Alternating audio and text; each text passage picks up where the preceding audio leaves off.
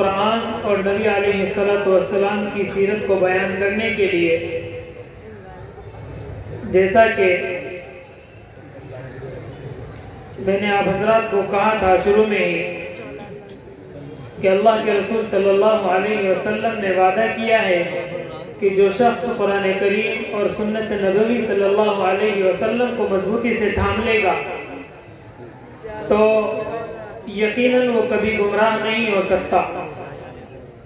और शुरू में मैंने आप हजरात से ये भी कहा था कि हमारे जो मदहूबीन हजरात हैं, जिनमें उलमा, कुर्रा, हुफ्फाज, अइम्मा तमाम के तमाम शामिल हैं, और अभी मोहतमिम साहब ने भी आप हजरात के सामने बतलाया कि कोई 200 किलोमीटर, कोई 300 किलोमीटर दूर से सफ़र करके और सफ़र की सोहबतें बर्दाश्त करके हमारे दरमियान यहाँ हाजिर हुए हैं।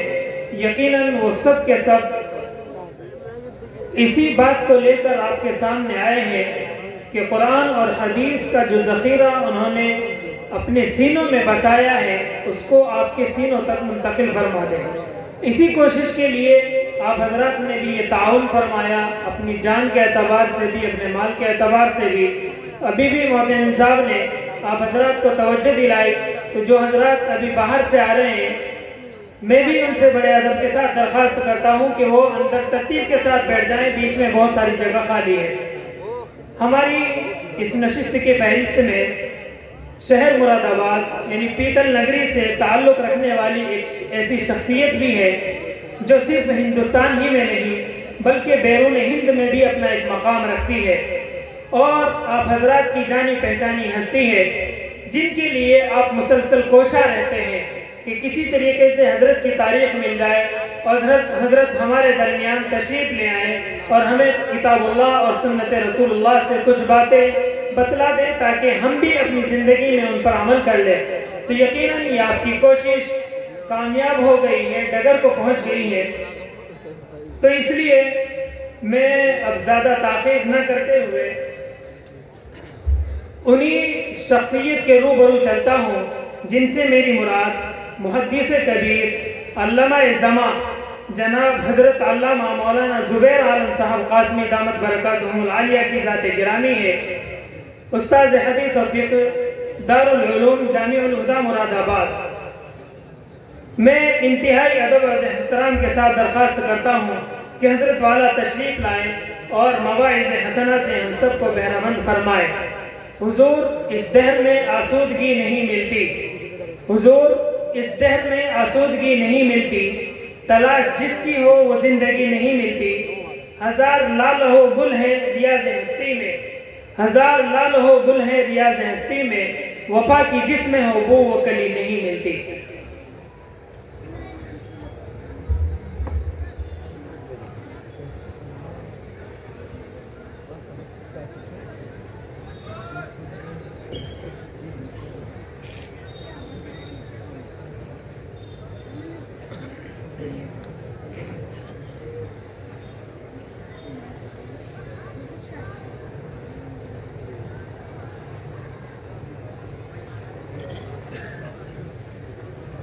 बिस्मिल्लाहिर्रहमानिर्रहीम।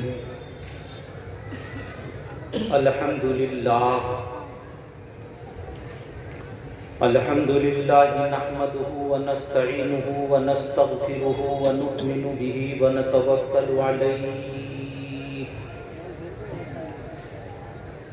व नऊज़ु बिल्लाहि मिन शुरूरि अनफुसिना व मिन सय्यिआति अअमालिना वनऊज़ु बिल्लाहि मिन शुरूरि अनफुसिना व मिन सय्यिआति अअमालिना मन यहदिहिल्लाहु फला मुज़िल्ल लहु व मन युज़लिल फला हादिय लहु व अशहदु अन ला इलाहा इल्लल्लाहु वहदहु ला शरीक लहु व अशहदु अन्ना मुहम्मदन अब्दुहु व रसूलुहु सल्लल्लाहु अलैहि व अला आलिहि व सहबिहि व अज़वाजिहि व ज़ुर्रिय्यतिहि अजमईन। अम्मा बाद। अऊज़ु बिल्लाहि मिनश शैतानिर रजीम बिस्मिल्लाहिर रहमानिर रहीम सुम्मा लतुस्अलुन्ना यौमइज़िन अनिन नईम सदक़ल्लाहुल अज़ीम सुब्हान रब्बिका रब्बिल इज़्ज़ति अम्मा यसिफ़ून वस्सलामुन अलल मुरसलीन वल्हम्दुलिल्लाहि रब्बिल आलमीन।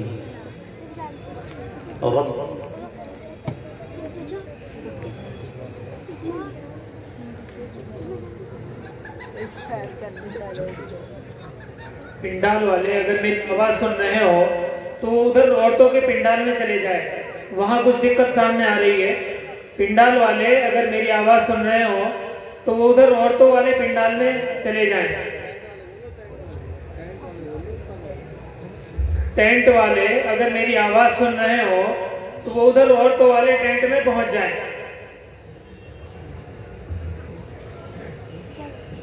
रब्बि शरह ली सदरी व यस्सिर ली अमरी वहलुल उक़दतम मिन लिसानी। काबिल एहतराम जनाब सदर, इस इलाके के मुअज़्ज़ज़ मुकर्रम उलमा, बुजुर्गों, नौजवान साथियों और पसे पर्दा दीन की बात सुनने के लिए जमा मेरी माओ और बहनों,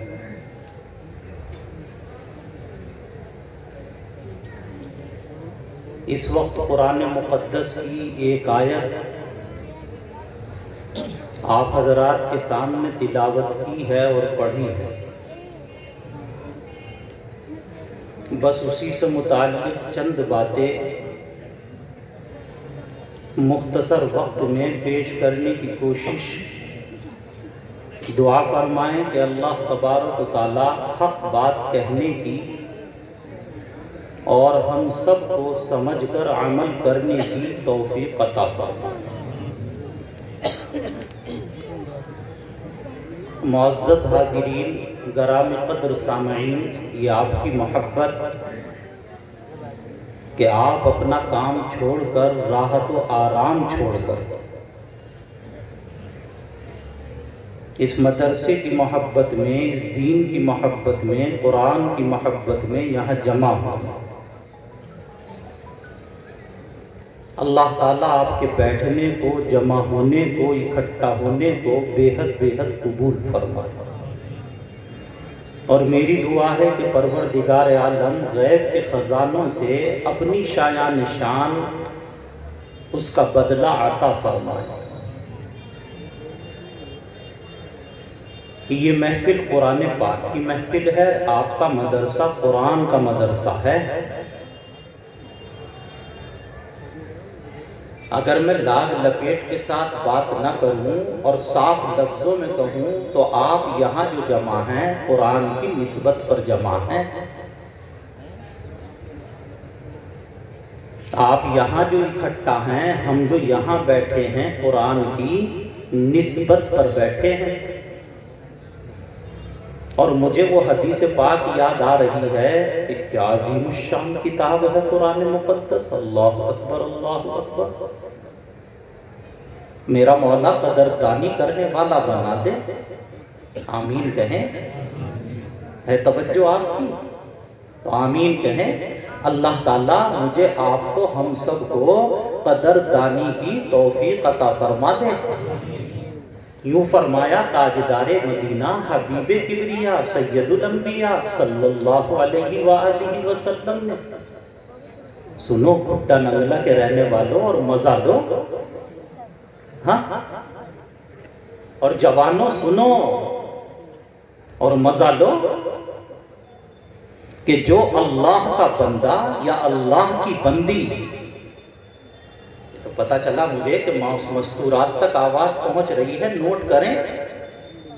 जो अल्लाह का बंदा या अल्लाह की बंदी जैसे कुरान का हक है वैसे कुरान की तिलावत करता है। आप कहेंगे मौलाना ये क्या बात हुई, जैसे कुरान का हक है। कुरान पाक का पहला हक ये है कि कुरान पाक पढ़े तो पढ़ने से पहले कुरान की मोहब्बत दिल में हो। अरे तू हाथ उठा के दुआ करो कि मौला कुरान की मोहब्बत हमारे दिलों में पैदा कर दो। ये पहला हक है। दूसरा हक ये है कि कुरान पाक की अजमत, हाँ कुरान पाक की अजमत दिल के अंदर जमी हुई हो, बैठी हुई हो।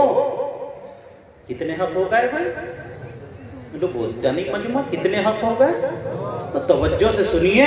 और तीसरा हक ये है कि कुरान पाक की तिलावत उस तरीके पर करे जिस तरीके पर करने का हुक्म दिया गया, यानी हुरूफ भी अदा हो। इसीलिए तो फरमाया कि बाद कुरान पढ़ने वाले ऐसे होते हैं कि कुरान की तिलावत करते हैं तो अल्लाह की रहमतें बरसती हैं। और फरमाया कि बाद कुरान के पढ़ने वाले ऐसे भी होते हैं कि कुरान की तिलावत करते हैं और उन पर खुदा की लानतें बरसती हैं। अल्लाह हिफाजत फरमाए, अल्लाह हिफाजत फरमाए। तो क्या कहा? आकाए मदनी सल्लल्लाहु अलैहि वसल्लम ने इरशाद फरमाया कि जो अल्लाह का बंदा या अल्लाह की बंदी कुरान पाक की तिलावत करे और तिलावत भी ऐसे करे जैसे उसके करने का हक है, तो ये फतवा देवबंद का नहीं, मुजफ्फरनगर का नहीं, मुफ्ती का नहीं, मौलवी का नहीं, अरे वो भुट्टा नंगला के रहने वालों, ये फतवा डायरेक्ट मदीना मुनव्वरा। क्या कहा? ये कहा कि जो अल्लाह का बंदा या अल्लाह की बंदी कुरान पाक की तिलावत करे और तिलावत भी ऐसे करे जैसे उसके करने का हक है, तो कुरान का एक हर्फ पढ़ने पर मैं नहीं, मेरे नबी ने फरमाया कि 10 नेकियां मिलेंगी। कितना हर्फ पढ़ने पर? एक हर्फ। और कितने हुरूफ हैं कुल कुरान पाक में? जब कुछ आप भी तो 7 बजे भी तो कुछ चलता है, तो हम कहते हैं अब ये पता नहीं आप सो रहे हैं, जाग रहे हैं, हम चश्मा भी भूल आए कि देख लेते कि सब लोग तवज्जो से सुन रहे हैं नहीं सुन रहे हैं। कितने हुरूफ हैं कुरान पाक में? अच्छा मैं बता दूं, याद रखेंगे कुरान पाक के अंदर कुल हुरूफ की तादाद 3,30,000 के करीब है। कितनी? कुरान पाक में अल्हम्दुलिल्लाहि रब्बिल आलमीन से लेकर, तवज्जो घुट्टा नंगला के रहने वालों, कुरान पाक में अल्हम्दुलिल्लाह से लेकर मिनल जिन्नति वन नास तक 3 लाख से ऊपर अल्फाज और हुरूफ की तादाद है। अब जरा बताना 10 से उसको जरब दे दो, अरे हर हर्फ पर कितनी नेकी मिलेंगी? 10 गुना।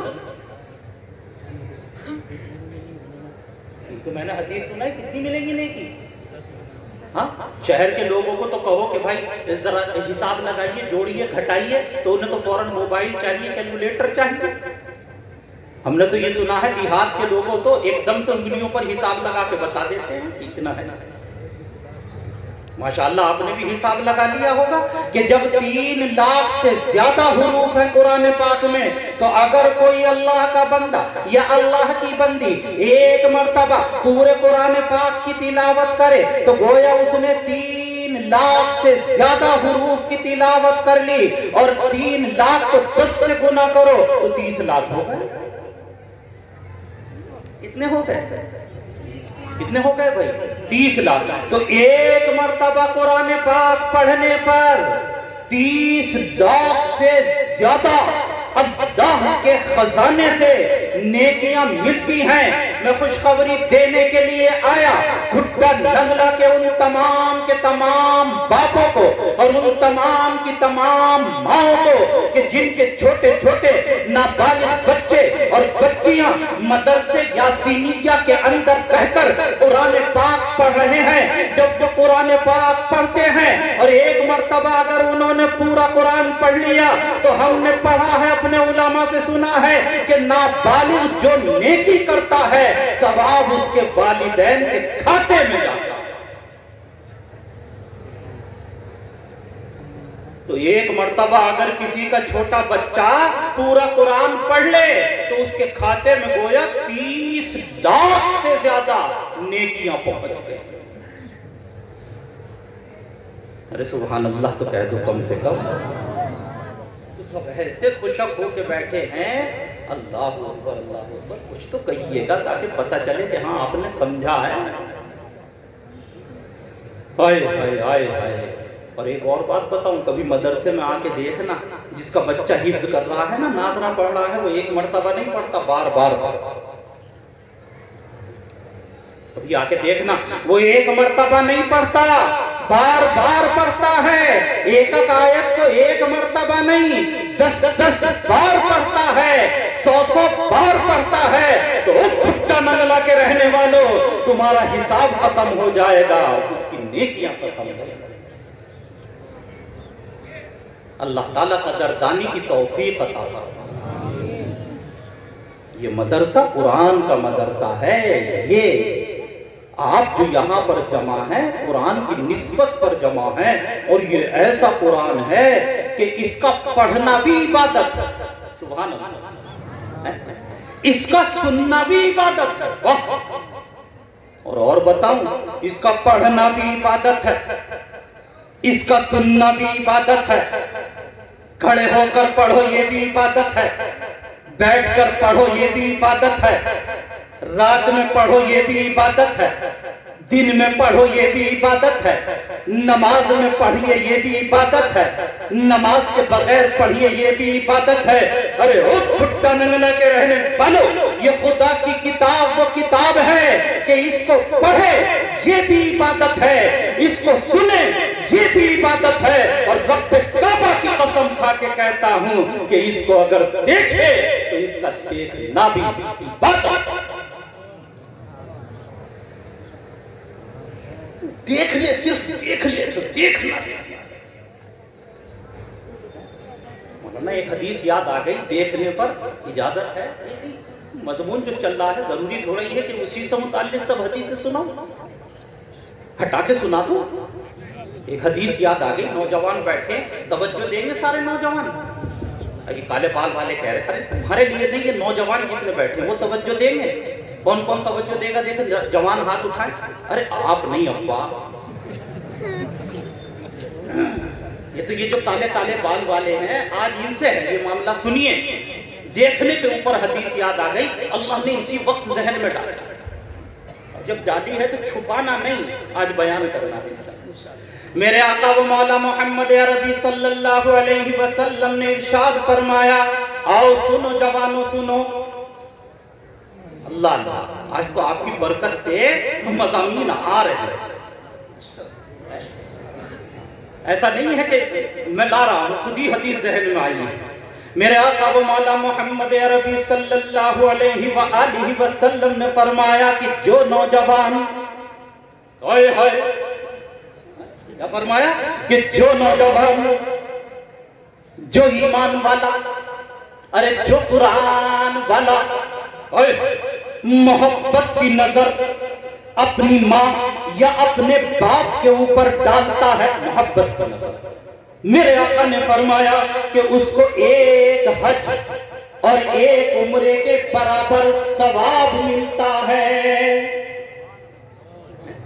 हज उम्रे में जाओ, कितना रुपया खर्च हो रहा है? 3-4 लाख रुपया खर्च होगा ही नहीं। तवज्जो दीजिए, कितना खर्च होगा? 3-4 लाख हर आदमी के पास है,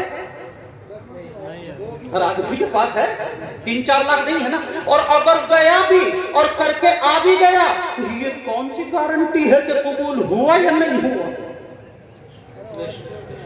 है तवज्जो आपकी? आखिर ये देखिए, जितनी मर्तबा मोहतरम साहब ने कहा भाई गेट से हट जाओ, रास्ता बंद करना बहुत बुरी बात है, रास्ता बंद करना बहुत बुरी बात है, इधर आ जाओ। तो तवज्जो है आपकी? तो अगर हज के लिए गया उम्रा करने के लिए गया, गारंटी नहीं कि कबूल हुआ या नहीं हुआ। और मेरे कमली वाले ने फरमाया कि ओ नौजवान, अगर तू मोहब्बत की एक नजर अपने घर बैठे बुढ़े बाप के चेहरे पर डाले या अपनी बुढ़िया मैया के चेहरे पर डाले, तो एक नजर के बदले अल्लाह ताला मकबूल हज और मकबूल उम्रे का सवाब अता फरमा दे।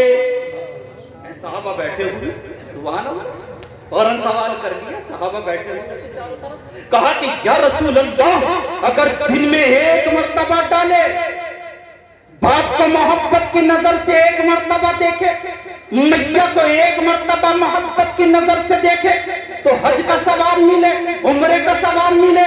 या रसूल अल्लाह, जरा ये बताइए कि अगर कोई अल्लाह का बंदा बार बार अपने बाप को मोहब्बत की नजर से देखे और बार बार अपनी मैया को मोहब्बत की नजर से देखे, तो इसका क्या हुक्म है?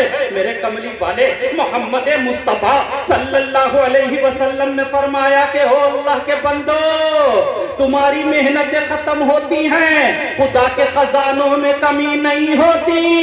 जितनी मर्तबा नजर डालेगा हर मर्तबा खुदावंद कुद्दूस इतना बड़ा सवाब अता करता।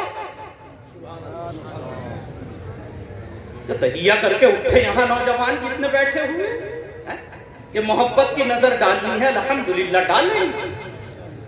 अब तो सबको ला के खिलाता है, दोस्त को भी ला के खिलाए, मेहमान आए तो उसको भी ला के खिलाए, और ससुराल वाले आ जाएं तो काला सफेद दोनों रसगुल्ला चलाए। मैं ये कह रहा हूँ ससुराल वालों को भी खिलाओ, दोस्तों को भी खिलाओ, और कभी कभी अपनी अम्मा और अपने अब्बा को भी, ज्यादा नहीं, एक 10 रुपए की बर्फी लाके खिला के तो देख नौजवान।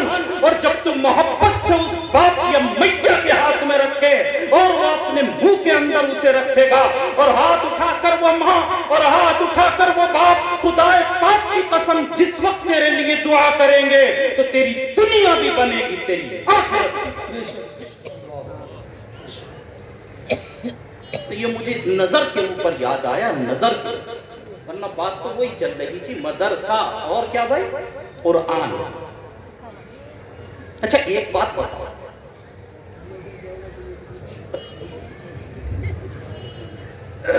एक बात तवज्जो है आप सबकी, पूछू बात।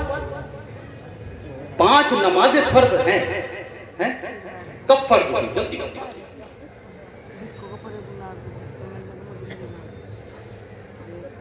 बन के इतना करीब और ऐसा सवाल करूं और चुप रहे मजमा, मजा नहीं आएगा। 5 नमाजें फर्ज कब? जोहर, असर, मगरिब, इशा, फज्र, ये तो 5 नमाजें कब फर्ज हुई बताइए? अरे जोर से बता दो। अल्लाह अकबर। लोग बोले तो देखो, बुजुर्ग बोले, मेरा जी ये चाह रहा था कोई जवान, कोई जवान। तो याद रखो जवानों कब फर्ज हुई? शबे मेराज। कब? अरे कब फर्ज हुई? शबे मेराज। और एक और बात तुमने उलमा से सुनी होगी कि रोजा फर्ज हुआ तो जमीन पर, तवज्जो है आपको, ज़कात फर्ज हुई तो जमीन पर, हज फर्ज हुआ तो जमीन पर, सुना नहीं सुना? और जब नमाज के फर्ज होने का नंबर आया तो नमाज को मेरे रब ने जमीन पर फर्ज न फरमाया बल्कि अपने हबीब को अर्श पर बुलाया। कहो सुभान अल्लाह। अर्श पर बुलाया, क्यों? कभी नहीं सोचा, आज यही सोचना। भाई ऐसी क्या बात है कि नमाज को फर्ज करने के लिए अपने हबीब को अर्श पर बुलाया? क्यों? कभी गौर किया? जब रोजा जमीन पर फर्ज हो सकता है तो नमाज भी हो सकती है, जब हज जमीन पर फर्ज हो सकता है तो नमाज भी हो सकती है, जब ज़कात जमीन पर फर्ज हो सकती है तो नमाज भी हो सकती है, लेकिन ये तो हकीकत है कि नमाज की फर्जियत का नंबर आया तो परवरदिगार आलम ने अपने हबीब को खुद अर्श पर बुलाया। इसी को तो शब-ए मेराज कहते हैं। और कैसे बुलाया? यूं कहा कैसे बुलाया कि सबसे पहले खाना काबा से चलाया और बैतुल मक़दिस में ले गए, और बैतुल मक़दिस में ले जाकर पहले से तमाम के तमाम अंबिया मौजूद सब बनाए हुए खड़े हैं और मुसल्ला इमामत का खाली है। जिब्राइल अमीन आए और जिब्राइल अमीन ने आकर कहा कि या रसूल अल्लाह आगे बढ़िए, नमाज पढ़ाइए। तमाम के तमाम अंबिया को दिखा दिया और मेरे आका को तमाम अंबिया का तारुफ करा दिया। तारुफ हो रहा है। फिर इसके बाद ऊपर को चले, पहले आसमान पर पहुंचे, वहां मुलाकात हुई, बताया कि ये है। दूसरे आसमान पर पहुंचे तो वहां बताया कि ये है। तीसरे, चौथे, पांचवें, छठे, सातवें आसमान पर पहुंचे तो वहां दिखाया कि ये है। हर चीज का इल्म दिया गया, हत्ता कि जन्नत का नजारा कराया गया, जहन्नम को भी दिखाया गया। आपने तो उलमा से सुना है कि बहुत से गुनाहों की सजा को बताया गया, तमाम उलूम दिए जा रहे हैं। फिर इसके बाद सिदरतुल मुंतहा से ऊपर ले गए और अर्शे इलाही तक पहुंचे, यानी सारे की सारी मालूमात और सारे का सारा इल्म परवरदिगार आलम ने अपने हबीब को पहले दिया। क्या दिया है? पहले दिया है। फिर इसके बाद अर्श पर बुलाया तो अर्श पर बुलाने के बाद नमाज का तोहफा, अरे बोलो, नमाज का तोहफा अता किया है। पहले इल्म दिया है, बाद में नमाज दी है। हाँ, नमाज का ताल्लुक अमल से है। परवरदिगार आलम ने शब-ए मेराज में नमाज देने के लिए अपने हबीब को जो अर्श पर बुलाया तो क़यामत तक आने वाले तमाम ईमान वालों को बताया कि पहले इल्म आता है और अमल उसके बाद। पहले इल्म होगा, अमल उसके बाद होगा। जब नमाज का इल्म होगा तभी तो नमाज पढ़ेगा, जब ज़कात का इल्म होगा जभी तो ज़कात अदा करेगा, जब हज का इल्म होगा जभी तो हज सही तरीके पर अदा करेगा, जब अहकामात का इल्म होगा जभी तो हलाल और हराम को सीखेगा। तो शब-ए मेराज में नमाज के लिए ऊपर बुलाना और उससे पहले सब कुछ बताना, ये इशारा है कि इल्म पहले होता है और अमल। ये तो मजमा समझने लगा, माशाअल्लाह। तबीयत हमारी भी खुश हुई तो और अर्ज करूं, जब तबीयत खुश कर रहे हैं आप तो सुनिए, पहले इल्म है और अमल उसके। अरे बोलो, मजमा क्यों डर रहे हो आप? अभी तो मैं बैठा हूं। पहले इल्म है और अमल उसके। अरे जोर से बोलो आखिर तक। पहले इल्म है और अमल उसके। तो मदरसा, यहाँ इल्म मिलता है। तवज्जो है, मदरसा यहाँ इल्म मिलता है और मस्जिद वहां अमल करता है। मदरसा यहाँ इल्म मिलता है और मस्जिद वहां अमल कराया जाता है। दोनों का ताल्लुक मजबूती के साथ है। अगर इल्म बगैर अमल के है तो वबाले जान है, और अगर अमल बगैर इल्म के है तो उसी का नाम बिदअत। इल्म बगैर अमल के है तो वबाले जान है, और अगर अमल बगैर इल्म के है तो उसी का नाम तो बिदअत। और तो ये तो दोनों चीजें साथ साथ हैं।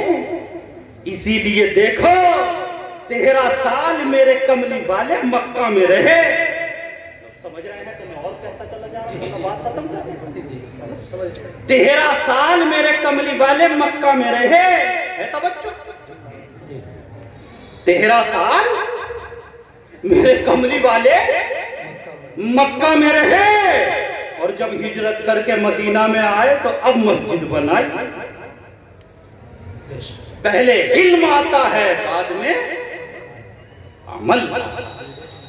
पहले इल्म आता है और बाद में अमल आता है। मैंने कुरान पाक की, कुरान पाक वाकई बड़ी अजीब और गरीब किताब है।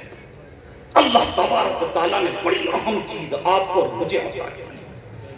अल्लाह इसकी कदरदानी की तौफीक अता फरमाए, इसको पढ़ने वाला भी बना दे। एक हदीस पाक और याद आ रही है, सुनिएगा। अल्लाह के नबी अलैहिस्सलातु वस्सलाम ने इरशाद फरमाया कि जब बंदा मर जाता है और मरने के बाद उसे कब्र में रख दिया जाता है और कब्र का अजाब तो बरहक, अब वो अजाब इलाही जब इस बंदे के ऊपर हमला करता है, हमला कहां हमला करता है? कब्र। तो अगर दाहिनी तरफ से आना चाहता है तो नमाज सीना तान के खड़ी हो जाती है, बशर्ते कि इसने नमाज पढ़ी। अल्लाह नमाज पढ़ने वाला बना, सबको नमाजी बना दे, 5 वक्त का नमाजी बना दे, तहिया करके उठे कि इंशाअल्लाह पाबंदी के साथ 5 वक्त की नमाज पढ़नी है इंशाअल्लाह। कह तो देते हैं, बाद में पढ़ता है। इसका आसान नुस्खा बताऊं? हमारे एक दोस्त है, वो बहुत आसान नुस्खा बताते हैं कि सारे के सारे पाबंदी से नमाज पढ़ने वाले बन जाएंगे।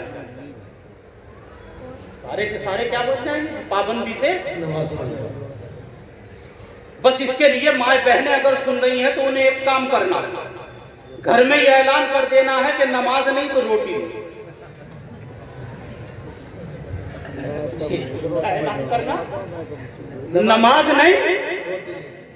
अब वो माँ बहनें कहेंगी ऐसे कैसे हो जाएगा? वाह, अगर तू कहे मेरी मैया तो तेरे कहने पर ये कपड़े बनाए, अगर तू कहे मेरी मैया तो तेरे कहने पर ये बच्चों के लिए कपड़े लाए, अगर तू कहे मेरी मैया तो तेरे कहने के ऊपर ये पैसे खर्च करे, अगर तू कहे मेरी मैया तो जहां कहे वहां जाए, और जिस शादी में मना कर दे उसमें शिरकत न करे। अरे जब तेरे कहने पर ये कपड़े बना सकता है, और जब तेरे कहने पर ये जेवर खरीदता है, और जब ये तेरे कहने पर रिश्तेदारों से मिलता है, और तेरे कहने पर रिश्तेदारों को छोड़ता है, हत्ता कि अगर बेगम साहब की नजर सही है तो अब्बा को सलाम करता है, और अगर बेगम साहब की नजर टेढ़ी है तो मेरा नौजवान मुंह छुपा के निकलता है। इतनी गहरी बात निकाल के कहां से लाए? मैं भी तो उसी दुनिया में रहता हूँ जहां तुम रहते हो मेरे जवानों।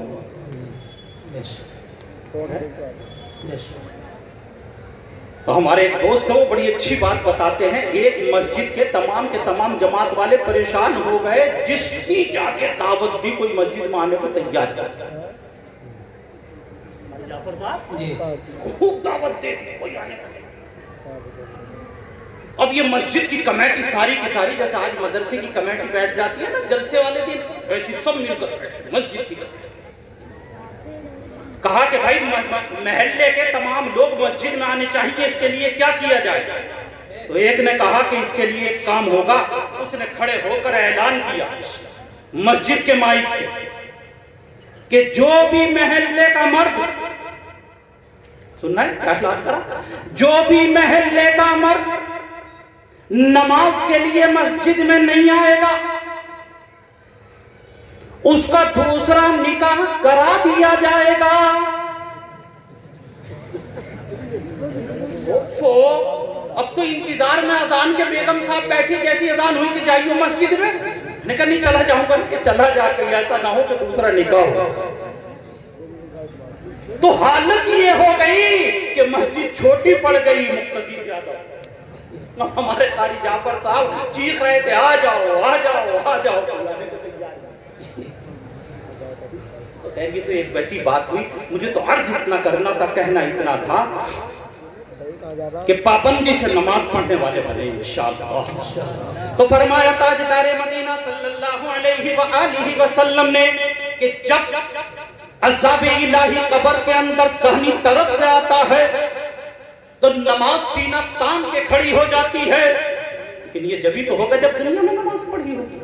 और अगर बाईं तरफ से अजाब आना चाहता है तो रोजा सीना तान के खड़ा हो जाता है, जब तो होगा जब रोजा रखा हो।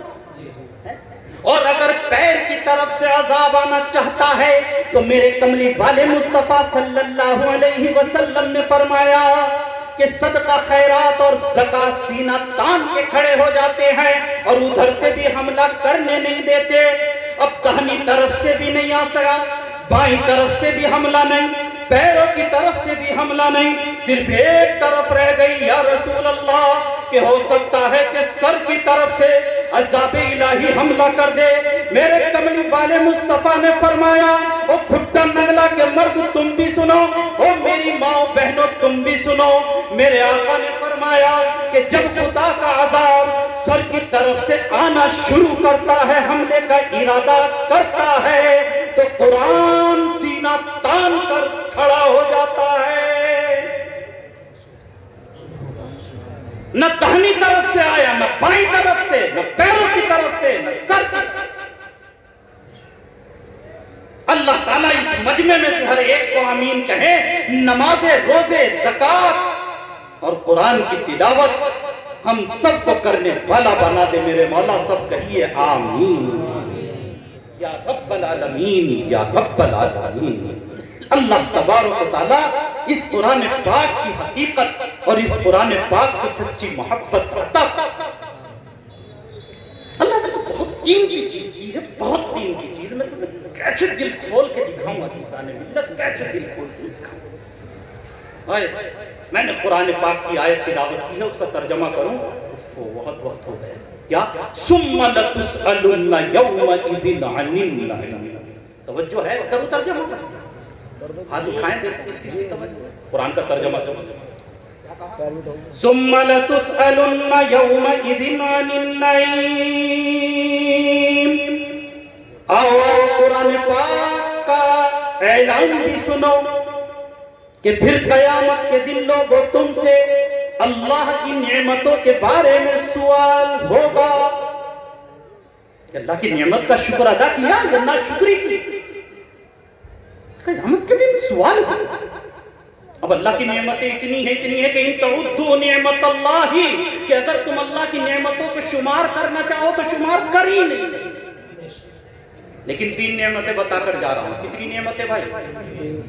1 2 याद रखेंगे। कौन कौन सी? पहली नेमत है रजब का महीना। पहली नेमत कौन सी? रजब। हाँ, ये अल्लाह की नेमत है। आप कहेंगे कैसे? मेरे आका व मौला मोहम्मद अरबी सल्लल्लाहु अलैहि व आलिहि वसल्लम ने इरशाद फरमाया कि रजब के महीने की अहमियत ऐसी है जैसे कि कुरान की फजीलत तमाम किताबों। क्या फरमाया कि रजब के महीने को तमाम महीनों पर ऐसी फजीलत है जैसे कुरान को तमाम किताबों पर। और रजब के बाद दूसरा महीना कौन सा है? शाबान का भी चल रहा है। शाबान के बारे में फरमाया कि शाबान के महीने को तमाम महीनों पर ऐसी फजीलत और ऐसी बुजुर्गी हासिल है जैसे मोहम्मद सल्लल्लाहु अलैहि वसल्लम को तमाम नबियों पर हासिल है। और फिर तीसरा महीना कौन सा है? रमजान का। फरमाया कि रमजान के महीने को बाकी 11 महीनों पर ऐसी फजीलत हासिल है जैसे परवरदिगार आलम को उसकी मखलूक पर फजीलत हासिल है। कितने महीने हो गए? रजब, शाबान, रमजान। 1 महीना तो गुजर गया। अब ये दूसरा महीना चल रहा है कौन सा? और एक और महीना आने वाला है कौन सा? ये अल्लाह की बहुत बड़ी नेमत है। अल्लाह के यहाँ इन 2 महीनों की भी बहुत अहमियत है। इसमें करने के काम, एक काम बताकर जा रहा हूं। इसमें करने का काम यह है, शाबान का महीना मिले, रमजान का महीना मिले, अल्लाह तबारक व तआला से दुआ कीजिए। क्या कीजिएगा? ये मौलाना दुआ करने की क्या जरूरत है? हाँ, मेरे आका व मौला मोहम्मद अरबी सल्लल्लाहु अलैहि वसल्लम ने फरमाया कि 15 शाबान को, जिसे हम शब रात कहते हैं, अल्लाह तबारक व तआला की तरफ से तारे फैसले लिखे जाते हैं। किसको कितनी रोजी मिलेगी इस साल, शब बारात में लिखा जाता है। किसका कितना कारोबार चलेगा, शब बारात में लिखा जाता है। किसके औलाद होगी या नहीं होगी, शब रात में लिखा जाता है। अरे ओ औलाद के चाहने वालों आओ, शब रात में लिखा जाता है। अरे ओ कारोबार प्यार के मारे हुए हो। शब रात में दोज़ी के फैसले होते हैं, कौन मरेगा कौन जिएगा इसका फैसला शब रात में। अल्लाह तबारक व तआला से मांगिए, हाय हाय उसके सामने हाथ उठाइए। अल्लाह अल्लाह सबसे मांग कर देखा है, मेरे मौला के सामने मांगिए, मेरे मौला के सामने गिड़गिड़ाइए। मैं अल्लाह की कसम खा के कहता हूँ कुत्ता नंगला के रहने वाले, और फिर अल्लाह की कसम खा के कहता हूँ, और फिर अल्लाह की कसम खा के कहता हूँ कि मेरे मौला के खजानों में कमी नहीं, मेरे मांगने में कोताही जरूर है। उसके खजानों में कमी नहीं, उसके खजानों में कमी। जरा देखिएगा, तवज्जो कीजिएगा, अभी जरा दुआ होने शुरू हो जाए। कैसे करेंगे दुआ? बात तो ऐसे करेंगे यूं करके हाथ से, और बाद ऐसे करके बैठ जाएंगे। ये कर, अरे वजू कर रहा है कि बैठा बैठा है। अभी देखिएगा, तवज्जो फरमाइएगा, जब दुआ होगी आती है बाद यूं करके बैठ, और बाद जान को खेलने लगेंगे कि कोई खिंच जाए कि कहीं इतनी रहेगी कितनी। ये रबड़ से खींच रहा है, बाद दाढ़ी से खींचने लगेंगे, और बाद एक और काम करेंगे, वो यूं करके हाथ रखेंगे। ये दुआ मांगने का मेरा अल्लाह तबारक व तआला के प्यारे नबी सल्लल्लाहु अलैहि वसल्लम ने फरमाया, माएं भी सुने, बहनें भी सुने, मेरे नौजवान भी सुने कि जो गफलत के साथ दुआ मांगता है, अल्लाह तबारक व तआला उसकी दुआ की तरफ तवज्जो नहीं, उसकी तरफ तवज्जो नहीं फरमाते।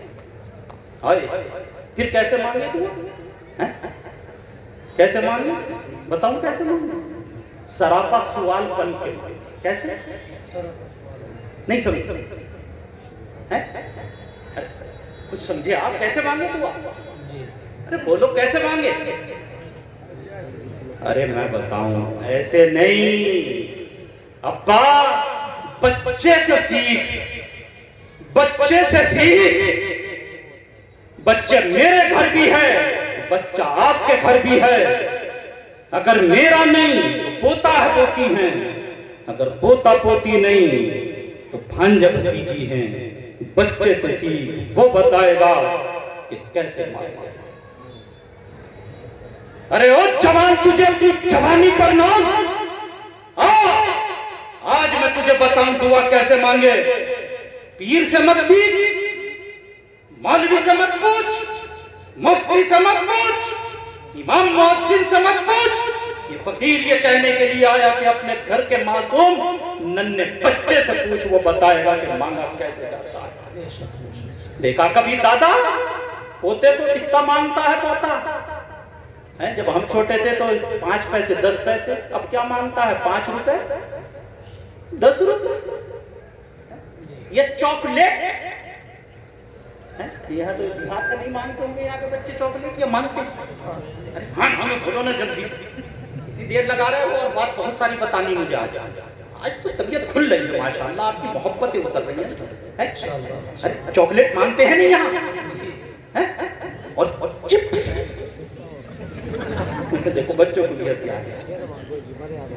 चिप्स भी मांगते, बिस्किट, और एक और वो आता है क्या कहते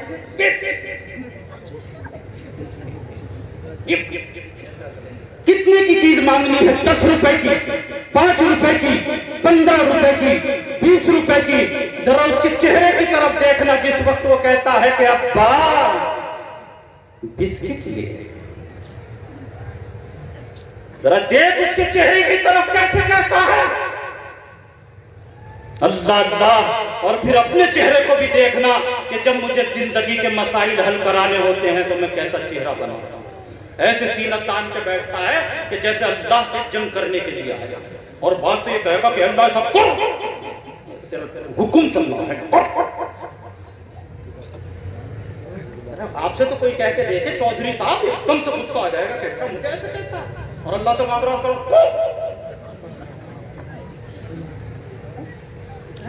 मांगने का ढंग नहीं। और ये कहता अल्लाह सुनता नहीं।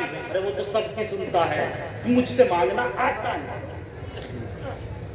जरा बच्चे को देख अपने के, जब वो 10 रुपए मांगता है, 5 रुपए मांगता है, तो कैसी प्यारी सी सूरत बनाता है, मासूम सी सूरत, और कहता है कि अब्बा। और अब्बा अगर कह दे कि सुबह तो दिए थे, तो फिर मोहल्ले में जाके शिकायत करता है बच्चा कि मेरे अब्बा ने मुझे डांटा। अरे बता, कसम खा के तुझे अल्लाह की कसम है, दिल पर हाथ रख के बता, खुट्टा नंगला के मुसलमान, तुझे कुरान की कसम है, तुझे कुरान के नाजिल करने वाले, तुझे परवरदिगार की कसम है, बता। शिकायत करने जाता है मोहल्ले में, किसी के घेर में बैठकर शिकायत करता है वो कि मेरे अब्बा ने मुझे 5 रुपए नहीं दिए। मुझे गैरत नहीं आती कि मैं शिकायत करता फिरता हूं और यूं कहता हूं कि रब ने मेरी हमारी तो सुनताई। अरे तुझसे तो बच्चे से नसीहत लेना भी नहीं आता। नहीं शिकायत करता ये बच्चा, नहीं शिकायत करता। इसके बाद फौरन दूसरा पैतरा बदलता है। पहलवान है ना, एक के बाद क्या बदलता है, दूसरा पैतरा बदलता है। क्या?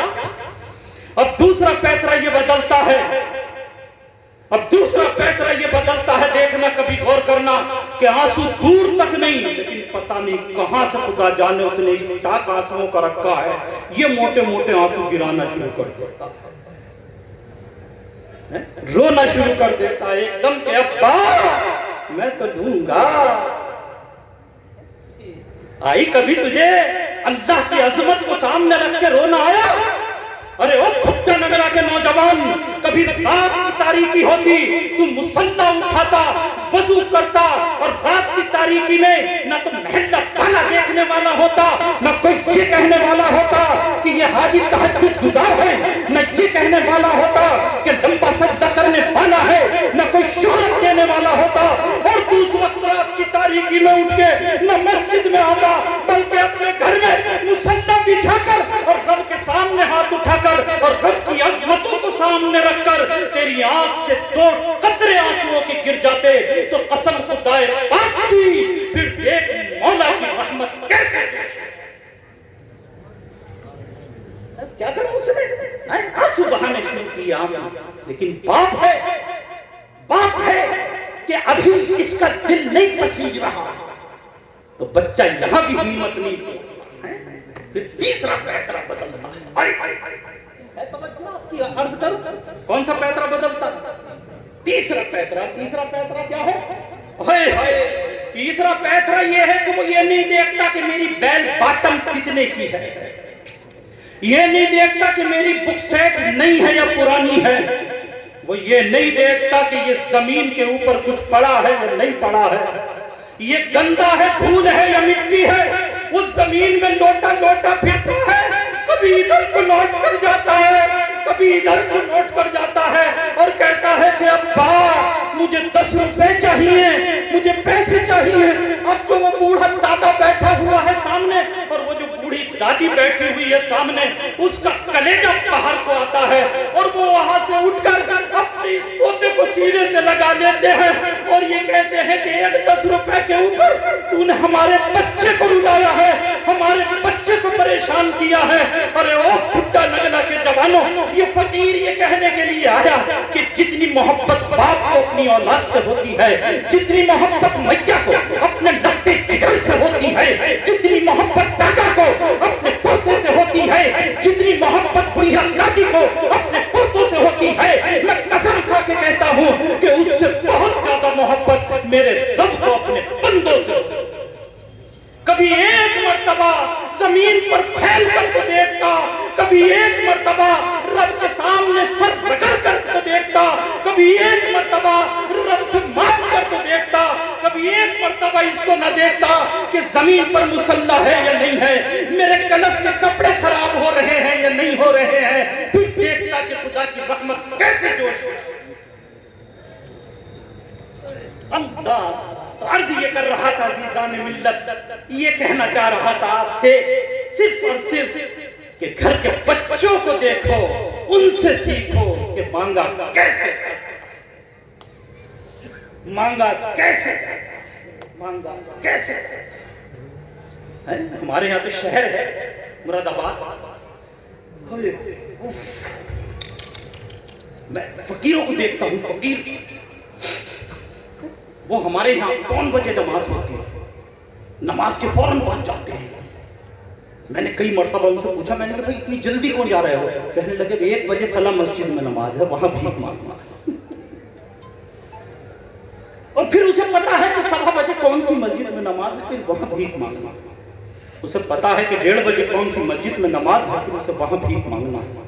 उसे पता है कि 2 बजे कौन सी मस्जिद में नमाज है, फिर उसे वहां भीख मांगना है। अरे एक भिखारी जिसे 10 रुपए चाहिए, 2 रुपए चाहिए, 5 रुपए चाहिए, बस वो जानता है कि मेरे भीख मांगने के औकात। खुदा लगा के नौजवान, यहाँ के अहले ईमान और मेरी माओ बहनों, तुम्हें तो जिंदगी के मसाइल हल करने हैं। कभी गौर किया, कभी पूछा उलमा से आकर कि बताइए कि मकबूलियत दुआ के औकात पूछा? एक वक्त बता दूं, अगर बुरा ना माने है, बुरा तो बता नहीं, बताऊं? इफ्तार का वक्त, रमजान आने वाला ना, कौन सा महीना आने वाला अगला? रमजान। साथ मत तो रमजान, ये कह दे कोई बात नहीं, शाहरुख रमजान, कौन सा महीना आने